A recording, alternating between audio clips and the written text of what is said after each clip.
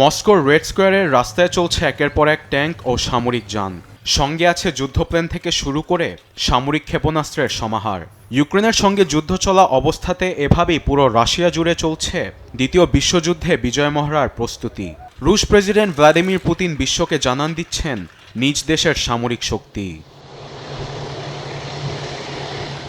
নাৎজি জার্মানির বিরুদ্ধে Soviet union এবং তার মিত্রদের বিজয়ের ৮০তম বার্ষিকী উপলক্ষে চলতি মাসের ৯ তারিখে এই কুচকাওয়াজের নেতৃত্ব দিবেন রুশ প্রেসিডেন্ট নিজেই, যার জন্য আধুনিক অস্ত্রের পাশাপাশি মহড়ায় আছে ঐতিহাসিক T-34 ট্যাঙ্ক, বিভিন্ন ভ্যারিয়েন্টের আর্টিলারি, S-400 প্রতিরক্ষা ক্ষেপণাস্ত্র ব্যবস্থা, জিরান-2 ড্রোন এবং ইয়ার্স ইন্টারকন্টিনেন্টাল ব্যালিস্টিক মিসাইল।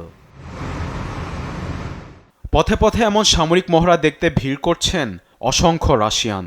শৃঙ্খলা বজায় রাখতে রাস্তার দুই সাইডে বসানো হয়েছে ডিভাইডার। সেখান থেকে সামরিক মহড়ার প্রস্তুতি আগ্রহ নিয়ে দেখছে রুশরা। আবার বাসার আঙিনা থেকে রাস্তায় ট্যাঙ্ক চলার মুহূর্তগুলো ক্যামেরাবন্দি করতে ব্যস্ত কেউ কেউ।